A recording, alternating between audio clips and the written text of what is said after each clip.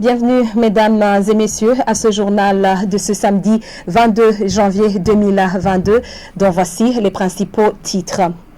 Le parti politique Codebu demande que toutes les actions de combattre les malversations économiques soient menées par les organes étatiques prévus par la loi. Ce sont les propos de Kefa Nibizi, président de cette formation politique que vous suivrez dans ce journal.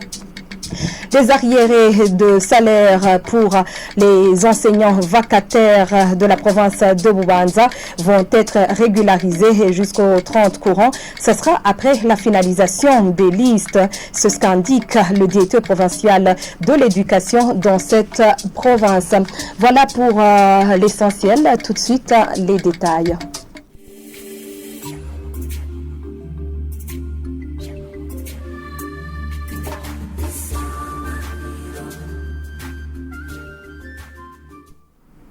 Encore une fois, bienvenue. Le Conseil pour la démocratie et le développement durable au Burundi, Codebu Iragi Gandadaye, demande que toutes les actions de combattre les malversations économiques soient menées par des organes de l'État prévus par la loi. Le président de ce parti l'a dit ce samedi après une réunion ordinaire du comité directeur national du parti Codebu, Iragi Gandadaye, à la situation financière des partis politiques. Kefa Nibizi trouve que chaque parti politique a sa façon de s'organiser. Le point avec Léonce Bitariho. Après cette réunion avec les membres du comité directeur national du parti Codebu, Conseil pour la démocratie et le développement durable du Burundi, Iragi Gandadaye, Kefa Nibizi, le président de ce parti, a indiqué que des actions pour combattre la corruption et les malversations économiques devraient être menées par les organes étatiques dans le strict respect de la loi. Dans le domaine de la bonne gouvernance, le comité directeur national du parti Codebu demande que toutes les actions soient menées dans le strict respect de la loi et que la lutte contre la corruption et les malversations économiques soient effectuées par les organes de l'État prévus par la loi.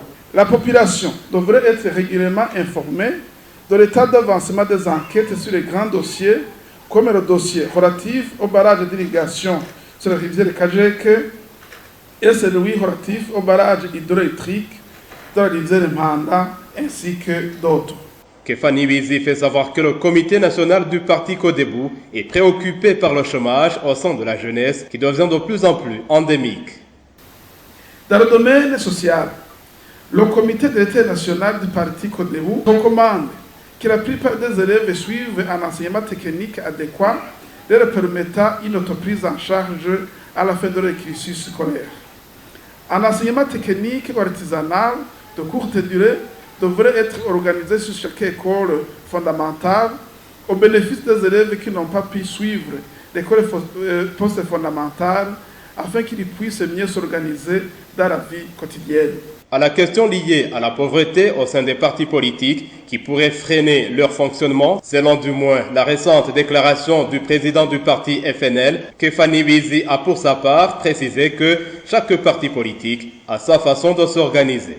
Il dirigeait ce qu'on appelle une opposition extra-parlementaire et il recevait les subventions de l'État que souvent il utilisait seul parce que cette opposition n'existait pas. Alors quand on a suspendu à partir de 2021 ces subventions, c'est vrai que oui, il voit que tout est terminé, mais pour nous, nous sommes habitués de vivre avec nos propres moyens. Le président du parti Codebu apprécie la tranquillité qui règne dans le pays, de même que la bonne cohabitation existant entre les partis politiques, malgré quelques manquements qui s'observent au niveau de l'administration locale. Merci Léonce Bitariho pour ce reportage. Page éducation à présent. La direction provinciale de l'éducation en province de Bubanza se dit être à l'œuvre pour actualiser les listes des enseignants vacataires qui n'ont pas été payés depuis 2012. Claude Wadougaritse, directeur provincial, précise que la finalisation de ces listes est prévue jusqu'au 30 courant et pour que ces vacataires soient régularisés.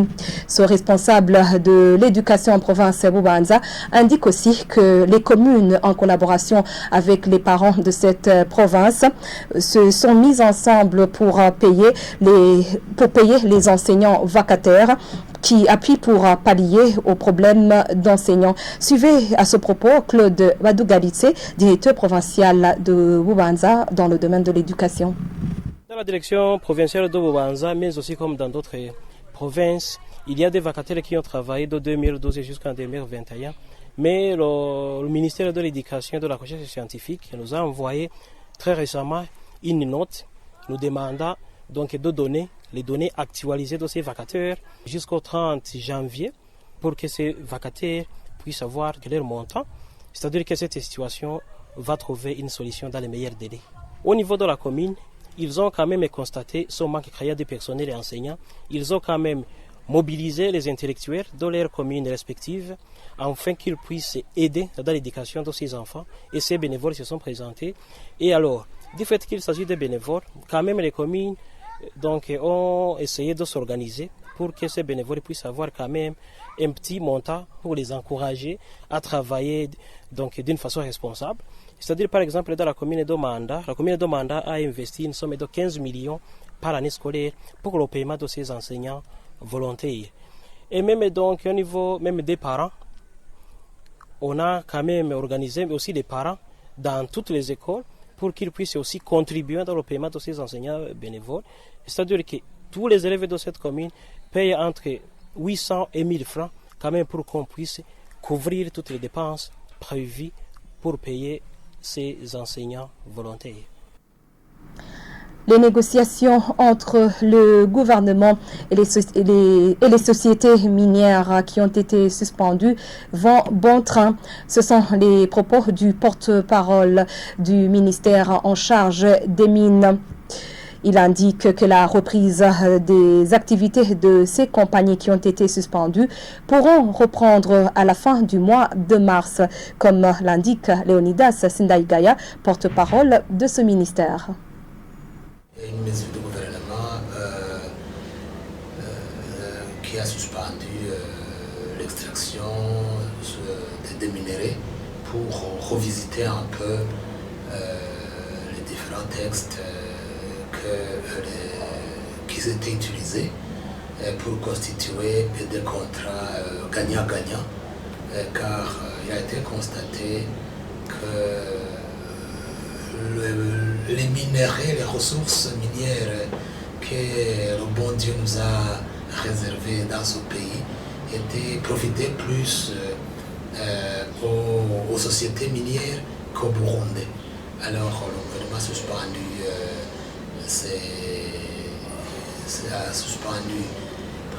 cette extraction et nous espérons que ça va reprendre. Il y a des pourparlers, il y a des négociations. Nous espérons que d'ici la fin du premier trimestre, que ça va reprendre. La transposition de la parole religieuse en combat politique peut inciter l'utilisation des messages haineux. Le chercheur en consolidation de la paix, Dismas Ndaikengurukiye, explique cela par la qualification d'un groupe quelconque de gens comme des marginaux en s'appuyant sur les versets bibliques. Suivez-le. Des fois, les prédicateurs ou toute autre personne à qui la parole est donnée pour s'exprimer dans des églises ou dans des mosquées, ils prennent la parole de Dieu juste pour habiller leur message. Ils ont l'intention de s'adresser à leurs adversaires, mais pour ne pas paraître aussi cruels, ils choisissent d'utiliser la parole de Dieu, les Écritures saintes, juste pour dénigrer l'autre, pour que leurs adeptes leur prennent comme des inspirés de Dieu. Et les conséquences est que les gens qui écoutent ces prédicateurs qui utilisent à tort les versets des Écritures saintes pour inciter la violence, ils n'ont pas la capacité de distinguer les intentions propres de l'orateur ou du prédicateur, la parole inspirée de Dieu. Alors, les prédicateurs ou les gens qui s'expriment dans des congrégations religieuses ou dans des milieux religieux, ils choisissent d'utiliser la parole de Dieu juste pour habiller leur message de haine, des fois, ou bien pour inciter leurs adeptes, soit de faire du mal à leurs adversaires, ou juste pour se considérer comme étant les seuls qui sont près de Dieu et les autres comme des ennemis de Dieu, ce qui motive les uns ou les autres à commettre des actes de violence aux autres. Mon appel s'adresse principalement aux leaders religieux, même politiques, parce qu'on a des fois des leaders politiques qui sont invités pour s'exprimer dans des assemblées des églises. Mon message est pour eux d'essayer d'utiliser l'opportunité qui leur est donnée juste pour donner des messages de réconciliation, des messages de paix aux adeptes, au peuple burundais. Aussi, je crois que utiliser les Écritures saintes juste pour des fins purement égoïstes ou politiques, ce n'est pas quelque chose à encourager parce que ça sème de la confusion chez les adeptes où la plupart d'eux n'ont pas cette capacité de différencier ce qui est inspiré de Dieu et les intentions propres des leaders. Alors, c'est aux leaders religieux ou même politiques d'essayer d'utiliser le moment qui leur est donné juste pour encourager le peuple à collaborer dans la paix, à la cohabitation pacifique. C'était Dismas Ndeikengurukiye, chercheur en consolidation de la paix. Et voilà, point final à ce journal. Merci à vous tous de l'avoir suivi. Très bonne suite des programmes sur la RTI. Au revoir.